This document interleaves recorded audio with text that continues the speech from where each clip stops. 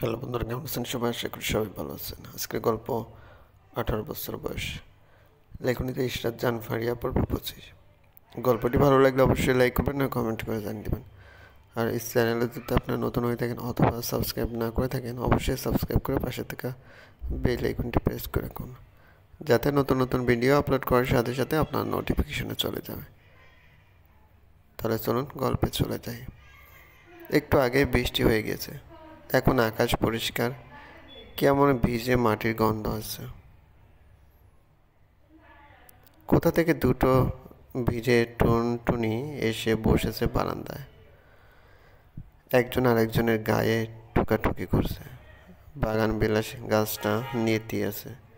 রুহি এক কাপ চা নিয়ে বারান্দায় এসে বসলো। নাদিরার শরীরটা খুব একটা ভালো নেই, প্রেশার ফল করেছে। রুহি জোর করে একটু ভাত খাইয়ে ঘুম পাড়িয়ে দিয়ে এসেছে। এই মহিলাটিকে সে মায়ের মতো ভালোবাসে, কোনোভাবেই চায় না মায়ের মতো সেও হারিয়ে যাক। এই বাসায় 4 বছর ধরে আছে রুহি, অথচ নাদিরা বা ইবা কেউই ওকে বুঝতে দেয়নি সে পর। এতটা ভালোবাসে ওরা রুহিকে। ইবাকে ফোন করেছে রুহি, কিছুক্ষণের মধ্যেই আসছে। মায়ের শরীর ভালো নেই শুনে চিন্তায় পড়ে গেছে বেচারি। রাতুল আসলে ডাক্তারের কাছে নিয়ে যাবে। চায়ের কাপে চুমু দিতে দিতে রুহির মনে পড়ে বিষণ্ণ আর ভয়ানক অতীতের কথা। আজকাল জানে না রুহি ওর সাথে কি হচ্ছে। আগের মতোই হয়ে যাচ্ছে বোধহয়। সব কিছুতে হারানোর ভয়, উল্টোপাল্টা চিন্তাভাবনা। মনে হয় ওর সাজানোর এই পৃথিবীটা কোনো একদিন আবারও ভেঙে চুরমার হয়ে যাবে। 4 বছর আগে অনন্যা আর ইভা একই ভার্সিটিতে পড়তো। কিভাবে যেন ওরা হয়ে যায় প্রাণের বান্ধবী। সেই সুবাদে মাঝে মধ্যে অনন্যার ফ্ল্যাটে যেত ইভা। সেখানেই রুহির সাথে ইভার পরিচয়। 3 জন মিলে ঘুরতো, এটা সেটা করতো। অ্যাক্সিডেন্টের দিন ওরা 3 জন মিলেই শপিংয়ে গিয়েছিল। ফেরার পথে রুহি ইভার সাথে কথা বলতে বলতে রাস্তা পার হচ্ছিল। সামনে থেকে আসা বাসটা ওর চোখে পড়েনি, পিছনে অনন্যা ছিল। ইভা বাস দেখে রুহিকে টান দিতে যাবার আগেই অনন্যা পিছন থেকে ওদের দুজনকে ধাক্কা দিয়ে সরিয়ে দেয়। দুজন দুদিকে ছিটকে পড়ে। রুহি পড়ে রডের উপর, আর ইভা একটা রিকশার সাথে বাড়ি খায়। হাত পা ছিলে যায়, কিন্তু খুব বেশি লাগেনি। জ্ঞান ফেরার পরে যখন রুহি অনন্যার মৃত্যুর খবরটা সহজভাবে নিতে পারেনি, যখন রুহির আর কোথাও যাওয়ার জায়গা রইল না, তখন ইভা ওর পাশে দাঁড়ায়। ছোট একটা সার্জারির মাধ্যমে রুহির পায়ে আঙুল কেটে ফেলা হয়। এই পুরোটা সময় বড় বোনের মতো রুহিকে সামলিয়েছে ইভা আর ওর মা। নিজেদের বাড়িতে আশ্রয় দিয়েছে। অনন্যার মৃত্যুর ধাক্কা সামলাতে অনেক সময় লেগেছে রুহির। পুরো একটা বছর শকে ছিল। মাঝরাতে ভয়ঙ্কর স্বপ্ন দেখে চিৎকার করে উঠত। রক্ত দেখলে মাথা ঘুরে পড়ে যেত। রান্নাঘরে যেতে পারতো না। আগুন দেখলেই মুখ চোখ লাল হয়ে যেত। পড়াশোনায় মনোযোগ ছিল না, শুধু দেখতেও অনন্যা ওর পাশে বসে আছে, তাকিয়ে আছে আর খিলখিল করে হাসছে। মেয়েটা খুব সুন্দরী ছিল। স্বপ্নে রুহির সাথে কথা বলতো। রুহি এক পর্যায়ে ঘরের দরজা জানালা বন্ধ করে দিনরাত নিজেকে আটকে রাখত। কাঁদত খুব। প্রচুর হ্যালুসিনেশন ওকে পাগল বানিয়ে দিচ্ছিল। অসংখ্য ফোবিয়ায় ভুগত। এই ভয়ঙ্কর সিচুয়েশন থেকে এবার ওকে বের করে এনেছে। ডাক্তারদের নির্দেশনার মতো সব কিছু করেছে। যেখানে যাওয়ার দরকার, যা দরকার সব করেছে। কত শত ডাক্তার দেখিয়েছে বলার বাইরে। কোনো আপনজনও বোধ হয় এতটা করে না কারোর জন্য। দীর্ঘ একটা বছর পরে রুহি স্বাভাবিক হলো। পুরো জার্নিটাতে নাদিরা সব সময় ইভাকে সাপোর্ট করেছিল। না হলে আজ রুহি কোথায় থাকতো ভাবতে গা শিউরে ওঠে। হয় রাস্তায়, না হয় পাগলখানায়।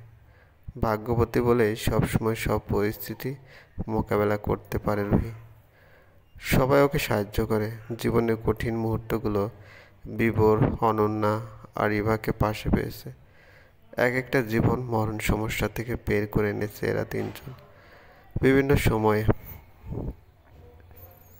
এদের ঋণ পরিশোধ করার ক্ষমতা রুহির কোনোদিনও হবে না।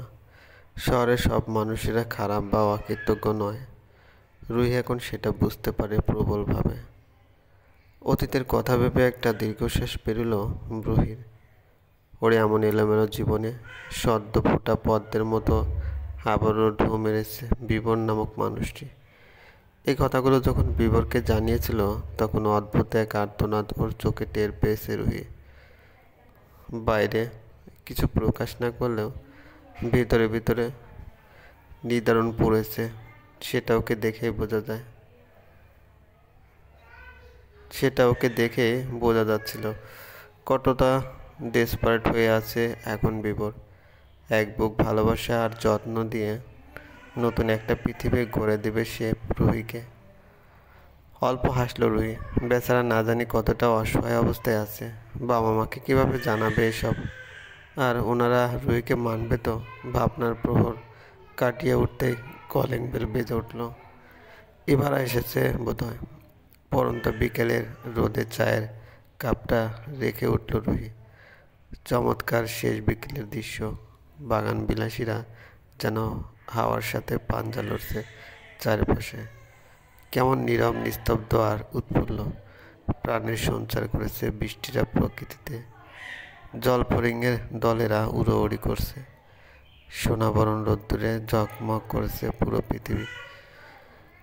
রুহির বারবার কেমন প্রশ্ন করতে ইচ্ছা হয়, এত সুন্দর হওয়ার কোনো দরকার ছিল পৃথিবী? এই নিয়ে 4 গ্লাস পানি শেষ করল বিভোর।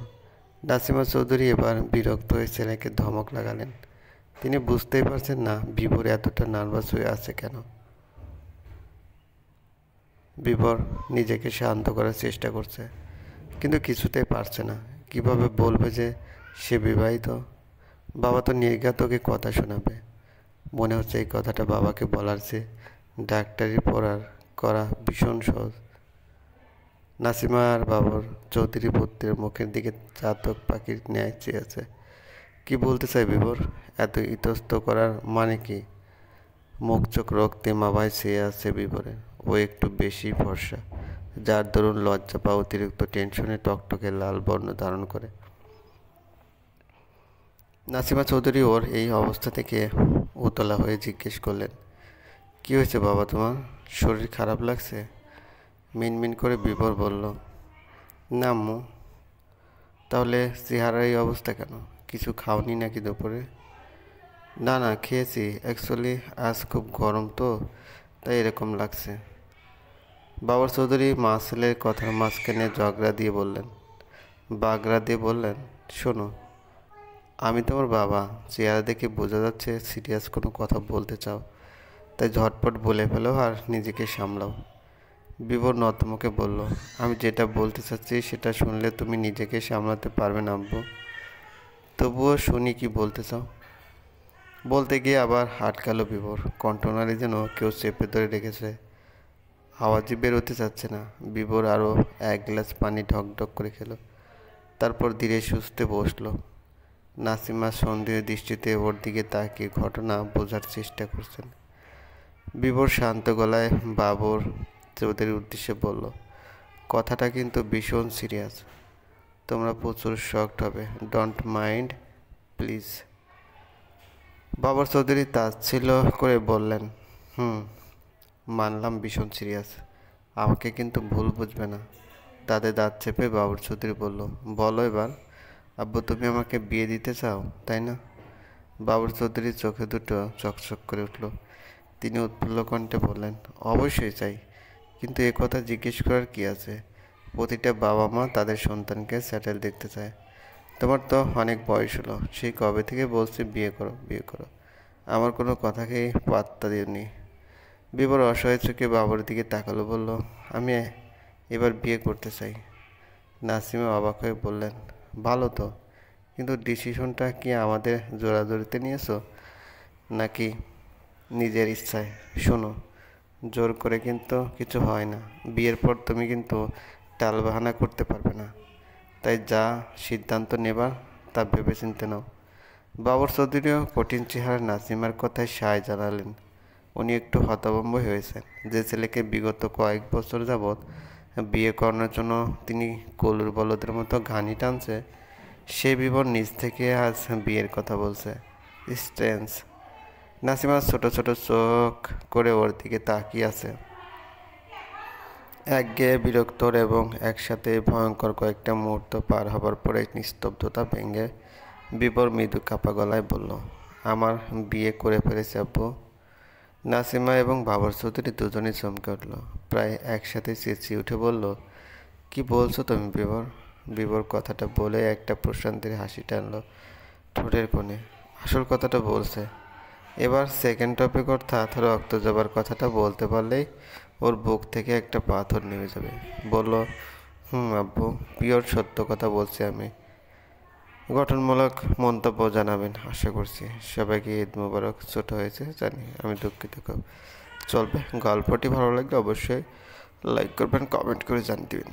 আর অবশ্যই চ্যানেলটিকে সাবস্ক্রাইব করে রাখবেন, যাতে নতুন নতুন ভিডিও আপলোড করার সাথে সাথে আপনার নোটিফিকেশনে চলে যায়। ধন্যবাদ, ভালো থাকবেন।